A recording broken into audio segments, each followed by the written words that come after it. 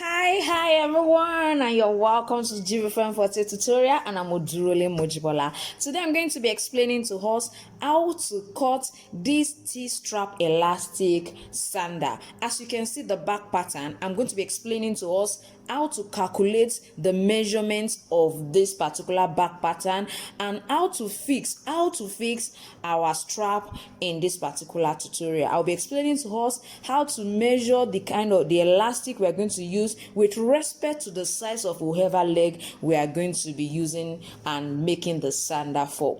This particular tutorial is going to be in series. This is going to be the first series. Sit back and I'll be right back. Now, the first thing we are going to do is we are going to go ahead and create our back pattern for our T-strap elastic sandal. Now, I'm going to be using a size 39 last, so I'm going to be making use of 6.5 centimeter. You can see I folded it, so this is going to be 6.5 centimeter, which means by the time I open it, it will be about 13 centimeter. 6.5 and 6.5 would definitely give us 13. So I have 6.5. I'm going to measure 6.5 all around it, but I need a length of 10 centimeter. So I'm just going to try to create a length here of 10 centimeter. This is where my 10 centimeter is. Don't forget, this still remains 6.5. This still remains 6.5. So let me check this place and be sure that it is 10 centimeter. Now, wow, that is perfectly okay. Now you can see what I have. I'm just going to try to curve this side and extend it all around. So as usual, we are going to create a curve on this side. Now, don't forget, you can decide not to make your own this high. It does not have to be this high. Of course, I'm still going to reduce this, but averagely, I just want us to work this way in case you want to use a higher shoe size, not 39 like my own. So I'm just going to create an extension all around it. I'm going to use 2 centimeter extension. Don't forget that by the time you get to this particular angle, we are going to extend by 2 centimeter. You are going to be using this curve for the extension and not this angle here. So don't forget, I'm just going to extend it all around it. I think I've taught us how to extend several times in my tutorial, so I don't expect us to have issues extending. So now that I've extended it, don't forget, I'm just going to join it together. I'm going to join it together this way, join it together this way, and then try to cut it out. Don't forget, this one I've not done it. Let me quickly do it on this side for us to see too. This is 2 and this is 2.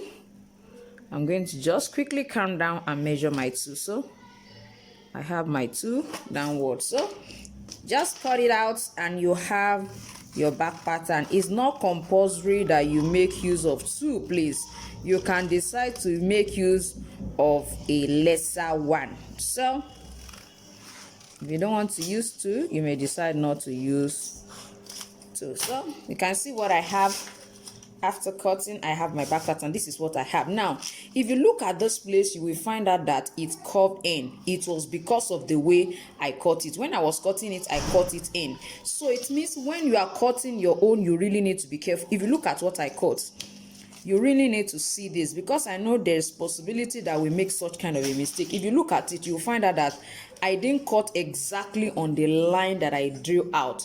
I cut it in. That is the reason why this place is like this. So in case you draw your own and you find it having this fault, I want you to know that that is the same thing that you did. Now, this is my size 39 last. I'm going to adjust this before I use it. Actually, this is my 39 last. And as you can see, this seems to be too long. So I would suggest that when you want to cut your own, you may not have to use 10. You can decide to use 6 or you use 7, so that, of course, you need an excess on that. So as you can see what I have now, my back pattern is ready. The next thing I'm going to be doing now is just to measure the length. I mean this particular side. Don't forget, an elastic band is going to be going all around this particular side. Yes, now as you can see, I've cut out my back pattern. I've already cut out my back pattern. Now you can see how it looks like. The next thing is I'm going to be inserting my elastic into my T-strap elastic sandal. This is very important. Now I want to quickly show us where the elastic will enter into. You can see this cuff, where we have the cuff, that is where I'm going to insert my elastic. You can see it, I inserted it about 1 inch in, and I'm just going to hold it down with the gum and do the same thing on this side. Now you'll be wondering, how do I go about the elasticity here? I will suggest that you measure exactly the front part, measure the exact length firmly. Make sure that you measure it and use that as the size of your elastic, so that by the time you want to wear it, you can easily enlarge it and you will be able to put your leg into it. One of the reasons why this particular back pattern is this long is for the convenience, so that it will be convenient and you have a wider space at this part of this our T-strap elastic sandal. Because if the back pattern is a bit small like this, you will find out that we will not have enough space where the leg can enter into.